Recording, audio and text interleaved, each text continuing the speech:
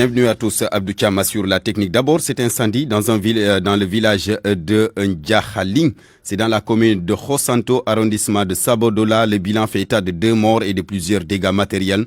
L'absence d'unités d'incendie et de secours n'a pas facilité la tâche aux populations, surtout que le département de Saraya n'en dispose pas. Les populations donc demandent l'aide des autorités. Midi 2 minutes. RFM, la radio de toute l'actualité. Covid-19, une journée de record avec une hausse de tous les chiffres, 8 morts, 114 cas communautaires sur les 195 déclarés positifs. La situation devient de plus en plus inquiétante. Les cas graves augmentent 42 au total. Le bilan du jour avec le docteur Mamadou Ndiaye, directeur de la prévention, porte-parole du ministère de la Santé et de l'Action sociale. Mamadou Ndiaye, que nous allons écouter d'un moment à l'autre, il revient sur le bilan du jour.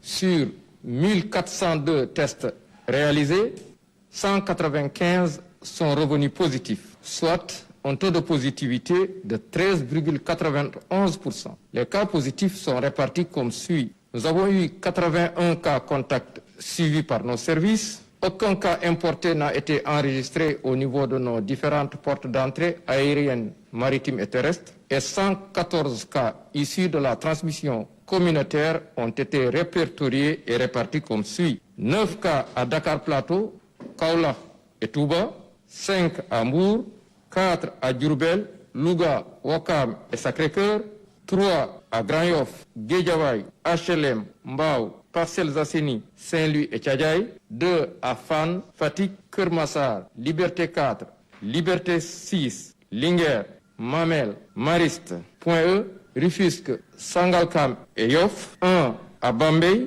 Bop, Dagana, Darou Mousti, Diamniadio, Dieuppeul, Foundiougne, Front de Terre, Guinguinéo, Kaffrine, Liberté 2, Matam, Mbacké, Médina, Mermoz, Nord Foire, Ouest Foire, Podor, Scat Urbam, Sicap Baobab et Yeumbeul. 53 patients hospitalisés ont été contrôlés négatifs et déclarés guéris. 42 cas graves sont pris en charge dans nos services de réanimation. 8 décès ont été enregistrés ce mercredi 30 décembre 2020. Le docteur Mamadou Ndiaye, il a annoncé donc 8 morts, 8 décès ont été enregistrés dans ce dernier bilan du ministère de la Santé. C'est le dernier de cette année 2020. Hier, le bilan faisait état de 7 morts. Le total des décès à ce jour depuis le début de la maladie au Sénégal s'élève à 410. Le taux de létalité est de 2,14% contre 2,12% au jour d'hier. Nafissa Toussila. Un taux de létalité en hausse, c'est le constat. De 2,12% hier seulement, on passe à 2,14% ce jour. 8 nouveaux décès enregistrés dans le bilan d'aujourd'hui. Comme pour le dernier bilan quotidien, c'est 20 morts pour 1000 malades. Un tout nouveau record. Et ces 3 derniers jours, le bilan va crescendo. Et depuis le début de la semaine, le ministère de la Santé et de l'Action sociale a fait état de 22 morts. Jusqu'à la semaine dernière, les décès se comptaient sur les doigts d'une main, même si ce n'est point rassurant. Le nombre de contaminations aussi est très important, 195 cas, une première depuis le début de la pandémie au Sénégal. Et même le nombre de transmissions communautaires a battu le record. Ce jour, l'on enregistre 114 cas communautaires. Pour les cas graves, l'on comptabilise 42 contre 41 cas hier. Et concernant le taux de guérison, l'on assiste à une baisse assez conséquente ces dernières semaines, 90,15% à ce jour, contre 97,78% le 11 novembre dernier, où seulement 22 patients ont été sous traitement, contrairement au dernier bilan d'aujourd'hui, où l'on enregistre 1475 patients sous traitement. Nafissa Toussila, Thiès, la Covid-19 gagne du terrain, 40 cas communautaires en seulement quelques jours. La situation est alors préoccupante. L'autorité administrative, le préfet pour ne pas le nommer, les maires et les délégués de quartier veulent mettre l'accent sur la communication communautaire. Cheikh Anta Diop, une réunion a eu lieu en ce sens.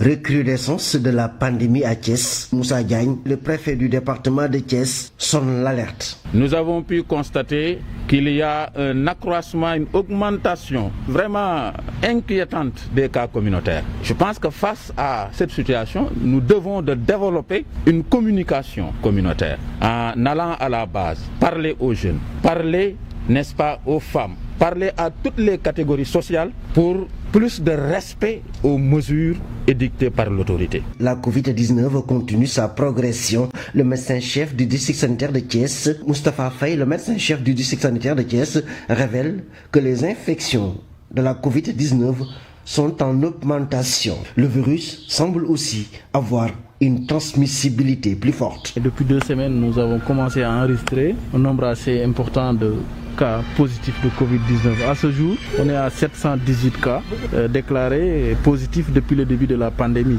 avec 600 guéris, 45 décès. Et actuellement, nous avons 47 patients qui sont suivis à domicile et 4 qui sont dans les centres de traitement au niveau de Thiès et de Dakar.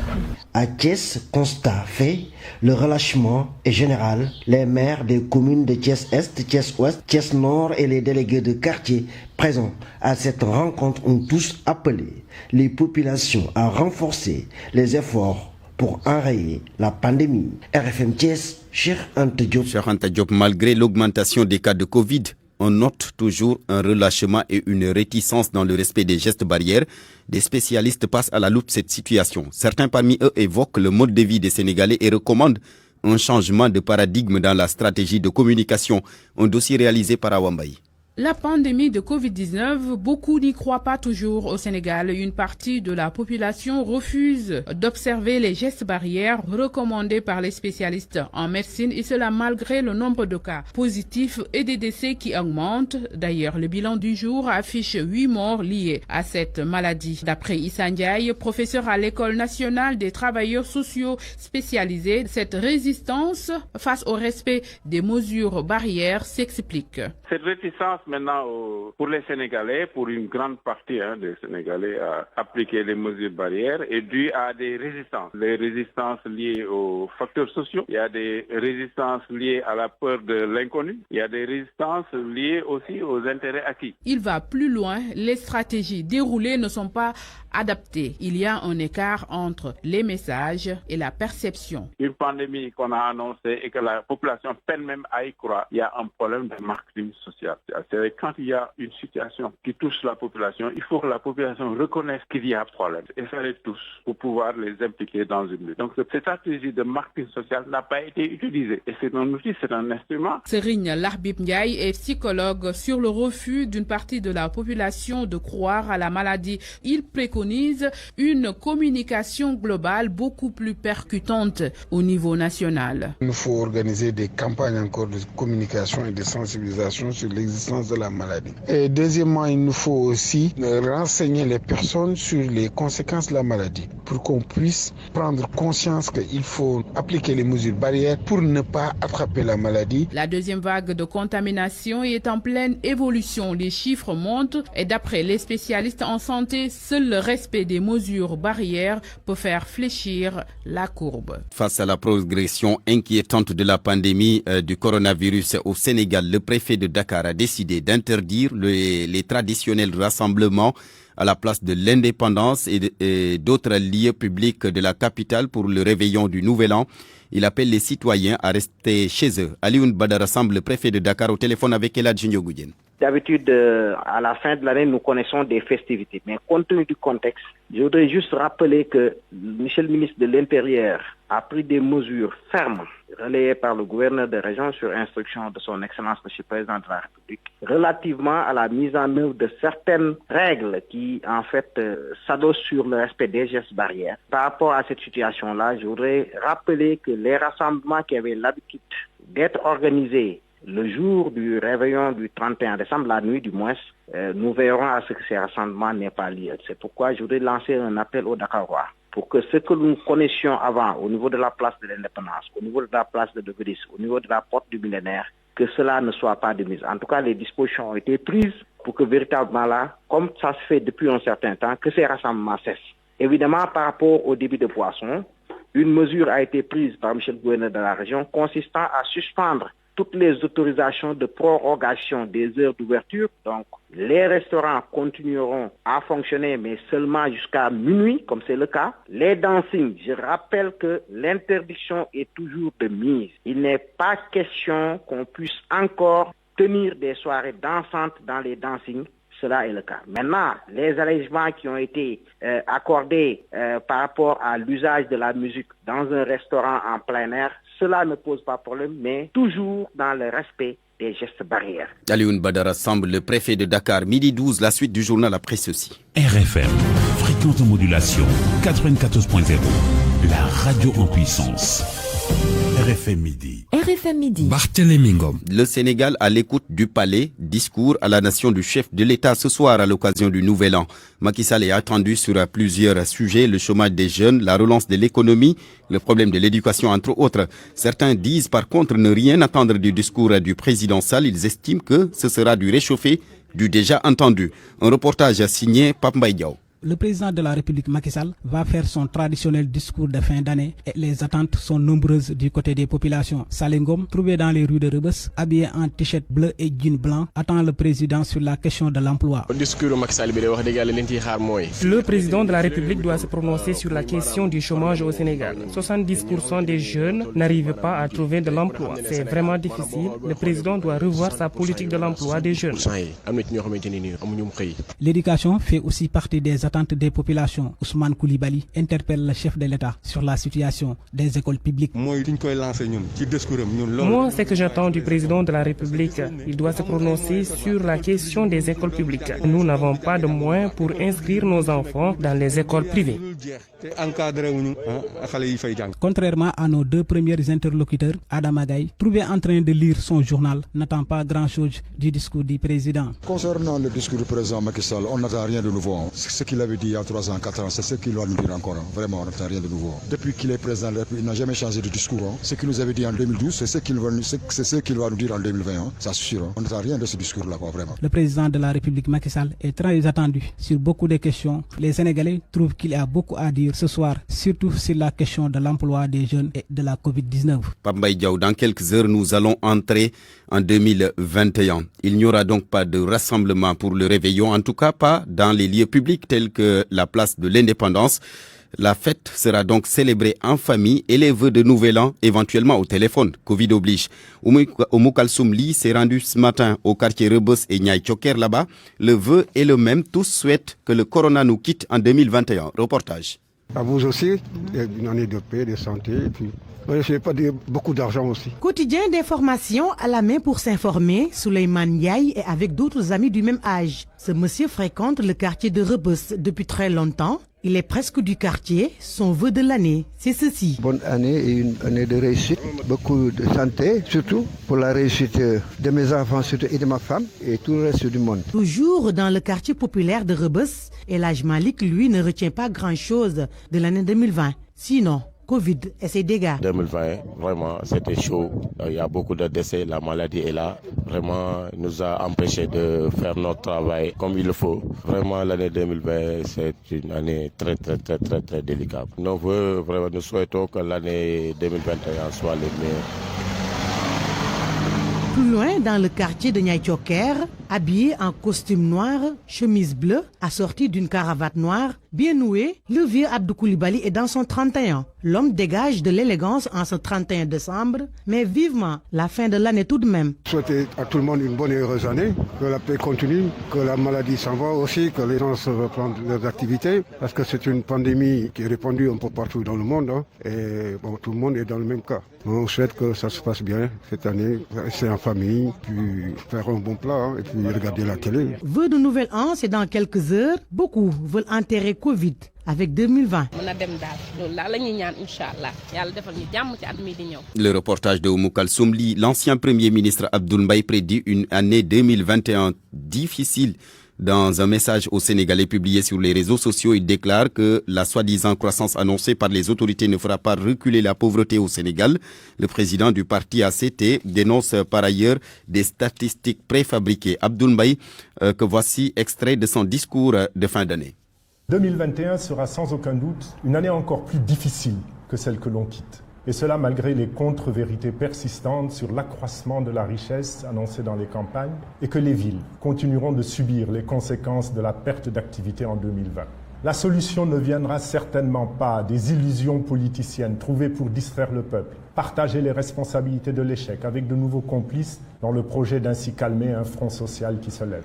2021 sera donc une autre année difficile parce que la soi-disant croissance sénégalaise continuera à ne pas faire reculer la pauvreté. Elle ne cessera d'être caractérisée par l'absence d'emplois suffisants créés, comme l'a constaté la récente étude de la SFI, membre du groupe de la Banque mondiale. Cette croissance, si elle existe, est donc confisquée par des politiciens devenant fort vite milliardaires et quelques affairistes sortis du néant pour être mis à leur service. 2020 est une autre année d'échec économique, mais il serait faux de la présenter comme de déception économique, conséquence de la crise que la pandémie explique dans d'autres pays du globe. Elle avait été annoncée comme porteuse d'une croissance de l'économie sénégalaise dont la vigueur exceptionnelle serait conservée et même relevée à 7% en 2020-2021. Nous avions évidemment contesté une telle ineptie qui faisait reposer une croissance de notre économie par des actions sur des leviers à la fois contraires à une accélération de croissance et contradictoires entre eux. Nous retenons que le Sénégal demeure dans l'échec économique persistant, caché derrière des statistiques fabriquées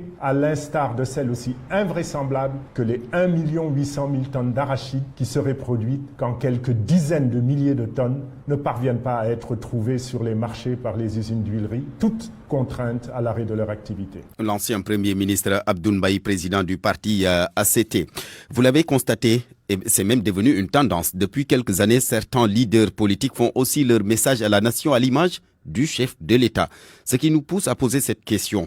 Cela ne participe-t-il pas à désacraliser l'institution? Élément de réponse avec Mohamed Ali Mouba. Selon Mamadou-Sy Albert, les opposants politiques disputent le discours institutionnel au président de la République pour des raisons simples. Ils veulent le buzz médiatique au même titre que lui. Mamadou-Sy Albert est analyste politique. La fin de l'année, c'est un événement marquant de la société de l'information. Autant le président a besoin d'exprimer son discours, autant les acteurs politiques ont le besoin d'exprimer. Donc, il y a une bataille médiatique. Maurice Yegyon ne dit pas autre chose, mais impute la faute au président de la République qui est incapable de prendre la hauteur. Cela est lié, de mon point de vue, au fait que le président de plus en plus se comporte comme un politicien ordinaire et ne prend pas suffisamment de hauteur. Mais cela ne va-t-il pas désacraliser davantage la fonction présidentielle? Mamadou-Sy Albert. Celui qui est au pouvoir ou celui qui est à l'opposition, il devrait accorder au président de la République la primauté du discours de fin d'année. C'est un message adressé à la nation. Mais malheureusement, notre démocratie aujourd'hui est cristallisée. Selon Maurice Yegyon, tout dépend de la posture du président de la République. Si la personne qui incarne l'institution ne la sacralise pas, elle ne peut plus exiger que cette institution soit sacrée ou soit sacralisée. Depuis 2 ans, les opposants politiques s'adressent à la nation au même titre que le président de la République. Ousmane Sonko a fini de l'institutionnaliser. Abdoul Mbaye a fait cette année son baptême du feu. RFM. L'actualité internationale.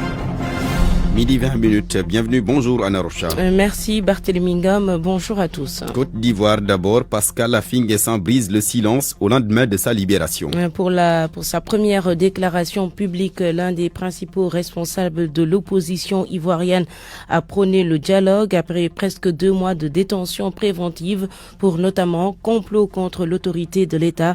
Pascal Affi-N'Guessan est libre mais sous contrôle judiciaire. À Abidjan, la correspondance de Gobia Yabi. Pascal Affi-N'Guessan pourra passer la fête du Nouvel An auprès des siens. Il a été libéré ce mercredi 30 décembre, mais placé sous contrôle judiciaire. Dans sa première déclaration à sa sortie de détention, il dit espérer que les autres détenus recouvrent la liberté.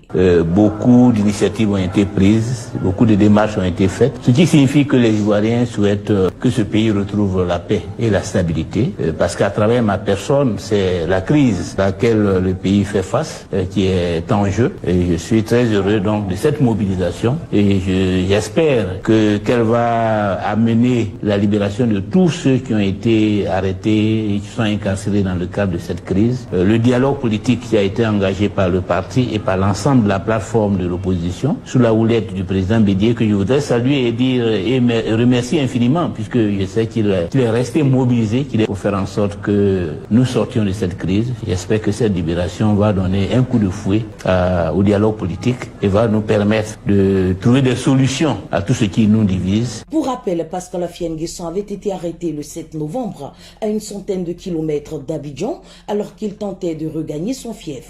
Il est poursuivi pour complot contre l'autorité de l'État, mouvement insurrectionnel et acte de terrorisme pour avoir proclamé un régime de transition et dans le cadre des violences liées à la présidentielle du 31 octobre 2020. Gobiayi Abidjan, RFM. Au Niger, Barthélémy, on est toujours dans l'attente des résultats des élections de dimanche dernier. La Commission électorale nationale indépendante continue de publier les résultats commune par commune. Au Rwanda, les autorités mises assurent la vaccination pour faire face à la deuxième vague de la Covid-19.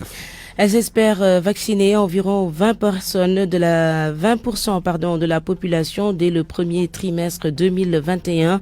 Au moins 300 000 doses pourraient être stockées. Depuis 2 semaines, le pays fait face à une hausse de cas avec une centaine de cas dépistés par jour. Près de 7 000 personnes ont contracté la maladie depuis le début de la pandémie au Rwanda. Les autorités ont même durci le couvre-feu en cette période de fête.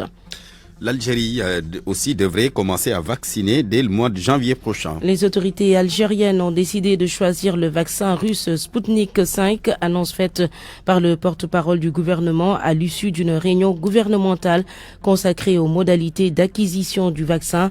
L'Algérie veut acquérir dans un premier temps 500 000 doses pour un budget d'un peu plus de 9 millions d'euros. C'est fini. C'est ça. Merci beaucoup. Bonne fête de réveillon. Merci Barthélémy. RFM Sport.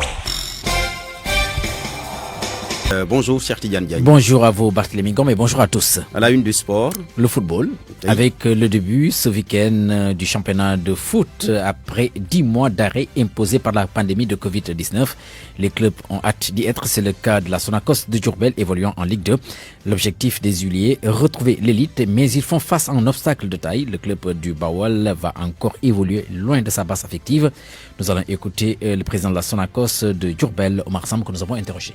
Sonacos, depuis 4 bonnes années, joue tous ses matchs hors de la région de Diourbel. Et cette année aussi, nous allons encore sortir de nos bases pour aller jouer en dehors de la région. C'est une situation qui perdure et qui est inacceptable à mon avis. Et on est obligé aujourd'hui de considérer cette contrainte pour maintenant essayer de mobiliser l'équipe autour de l'objectif que nous nous fixons, qui est évidemment la montée. La Sonacos n'a pas d'autre alternative que de jouer la montée. Et c'est vrai que nous avons quand même le soutien de la direction générale de Sonacos, qui n'a ménagé aucun effort pour mettre en condition l'équipe de football pour qu'on puisse faire face à cet objectif. Maintenant, il est clair que l'appel que nous continuons de lancer, c'est quand même il faut que les autorités prennent à bras le corps cette situation du stade Elimanel Fall. Il est pour moi inacceptable qu'on continue à aller jouer ailleurs, alors que le football de Diourbel a déjà fait ses preuves par le passé.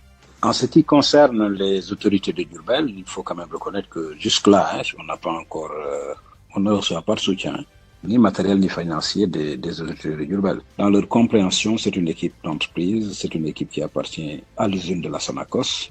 Malheureusement, c'est une mauvaise compréhension de la situation. Suite et fin de la 16e journée de la Liga espagnole. Ce soir, 2 rencontres au programme à 13h. Tout à l'heure donc, Atlético Bilbao contre la Real Sociedad. À 15h15, c'est Osasuna qui va en découdre avec Alaves. Au classement, en tête donc, il y a l'Atlético Madrid, 35 points. Deuxième, Real Madrid, 33 points. Nous enchaînons avec le handball. Chez nous, la Fédération sénégalaise, la discipline qui reporte le début de la saison. La faute à la pandémie de Covid-19 avec ce nouveau bond de contamination. La Fédération sénégalaise de handball veut maîtriser tous les contours avant de démarrer son championnat. Voici les précisions de Chérif Diagne. Il est le secrétaire général de la Fédération sénégalaise de handball. Le bureau fédéral, lors de sa dernière réunion, a pris la décision de reporter le démarrage du championnat qui était prévu à partir du 2 janvier à une date ultérieure. Parce que nous avons constaté qu'avec la deuxième vague de la pandémie, la maladie s'installe de plus en plus et notre devoir est de protéger nos sportifs contre ce fléau. Et puisque le championnat national concerne des équipes des régions, faire déplacer des équipes de région à région favoriserait inéluctablement la propagation de cette maladie et nous ne devons pas être responsables de ça. Voilà les motifs qui ont fait que nous avons pris la décision de reporter le championnat en attendant de pouvoir respecter les mesures barrières édictées par les tutelles. Merci beaucoup. Bonne fin d'année à toutes et à tous, Barthélémy. Merci. Bonne fin d'année également à vous, cher Tidjane Diagne.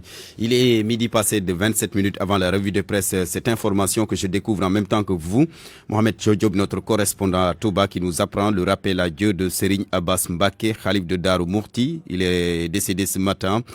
Information confirmée par plusieurs sources sur place à Darou. Nous y reviendrons. RFM, la presse du jour. Le travail et l'esprit d'équipe, voilà ce qui compte chez Beko. Être à l'écoute de vos préoccupations et vous offrir des solutions intelligentes, novatrices, qui vous simplifient la vie, voilà la clé du succès de Beko, qui a persuadé 447 millions de foyers à nous faire confiance. Beko, numéro 1 de l'électroménager en Europe, partenaire de votre quotidien. Jusqu'au 31 janvier 2021, toute la gamme Beko est en fait chez Electronic Corp avec des remises exceptionnelles. Electronic Corp, partenaire des grandes marques. Electronic Corp et la gamme Beko, numéro 1 de l'électroménager en Europe, vous offre votre revue de presse. La presse du jour sur le bilan de l'année 2020 avec Georges Détié-Diop. Plus jamais une année pareille. Oui, plus jamais 2020, s'exclame Enquête. Presque tous les journaux s'accordent sur une chose. Elle est une année maudite, la pire que le Sénégal ait jamais connue, semble dire l'Observateur. A très vite oublié, souligne le quotidien LAS. Tout cela du fait de la pandémie de coronavirus. Selon l'Observateur, la maladie a chamboulé toutes les prévisions et aucun secteur n'est épargné. Ce que confirme le journal Le Quotidien qui affirme que divers secteurs de la vie nationale sont impactés par la pandémie. Pour mon confrère, 2020 restera une année traumatisante pour le commun des mortels. Et au Sénégal, cet hôte très encombrant, ajoute-t-il, a commencé à dicter sa loi avec la mort de l'ancien président de l'Olympique de Marseille et premier Sénégalais à mourir du Covid-19. Sa photo est d'ailleurs à la une de Enquête avec celle d'autres personnalités décédées cette année. Babacar Touré, Serigne Pape Malick Sy, Général Niang, Seyda Maria Magnas, Iba Der Thiam, entre autres. La longue liste des valeureux fils du pays décédés. Enquête fait aussi état d'une économie quasi à l'arrêt et d'une reprise cette année de l'émigration par les pirogues et l'hécatombe en mer. Autant de choses qui font que, dans son éditorial de fin d'année, l'AS s'exclame « Bon débarras et sans regret ». Dans quelques heures, 2021, une année d'incertitude si l'on se fie à Tribune qui note que 2020 a été l'année de toutes les malédictions. Alors, les priorités pour la nouvelle année, l'Observateur soutient que 2021 risque de ne pas échapper au chamboulement des prévisions. Pour le confrère, les priorités telles que déclinées par les différents acteurs ne sont pas étrangères aux effets néfastes du Covid-19. Dans l'Obs du jour, les acteurs de la santé, de l'éducation, du transport, du tourisme et de l'agriculture étalent les points qui doivent être primordiaux dans la politique de l'État en 2021. Sud Quotidien, lui, indique que pour cette nouvelle année, plusieurs défis attendent le président de la République dans le secteur éducatif pour une année académique apaisée. Dans le secteur de l'économie, retrouver aussi le chemin de la croissance, le grand défi de 2021. L'économie, justement, Vox Populi nous apprend que le ministre des Finances a détaillé le bilan des 1000 milliards du fonds Force Covid-19. C'était hier devant l'intercommission constituée par la Commission des Finances et du Contrôle budgétaire et la Commission des Affaires économiques de l'Assemblée nationale. Sur 1000 milliards, 628 étaient décaissables et le reste constitué de TVA suspendue et de remise d'impôts. 774,172 milliards de francs CFA effectivement mobilisés. Denrées alimentaires de 77,4 milliards prévus à 136,332 milliards à cause de la Sénélec. La dette due aux entreprises sur 200 milliards de francs CFA prévus, 217,599 finalement payés. Problème, Source A fait savoir que Abdoulaye Daouda Diallo n'a pas convaincu les députés. Et pour cause, les commissaires ont souligné que sa représentation, les commissaires ont souligné que sa présentation était peu favorable à la transparence et ne permettait pas la lisibilité du projet de loi portant ratification des ordonnances prises pour faire face à la crise sanitaire. À l'Assemblée nationale toujours, il a été question hier du statut de l'artiste. Le Soleil informe que la loi a été votée. Le quotidien gouvernemental souligne qu'il aura fallu 10 ans pour faire aboutir le projet de loi portant statut de l'artiste et des professionnels de la culture. À vos kiosques et bonne lecture. Le travail et l'esprit d'équipe, voilà ce qui compte chez Beko. Être à l'écoute de vos préoccupations et vous offrir des solutions intelligentes, novatrices, qui vous simplifient la vie, voilà la clé du succès de Beko, qui a persuadé 447 millions de foyers à nous faire confiance. Beko, numéro 1 de l'électroménager en Europe, partenaire de votre quotidien. Jusqu'au 31 janvier 2021, toute la gamme Beko est en fait chez Electronic Corp avec des remises exceptionnelles. Electronic Corp, partenaire des grandes marques. La revue de presse vous a été offerte par Electronic Corp et sa gamme Beko, numéro 1 de l'électroménager en Europe. À midi 32 minutes, c'est la fin de ce journal présenté par Barthélémy Ngom, mise en onde Abdou Thiam, réalisation Eladji Ndiogou Diène, régisseur d'antenne plutôt, Pape Omar Diaw, service digital Yacine Pouy. Bonne suite de programmes sur la radio Futur.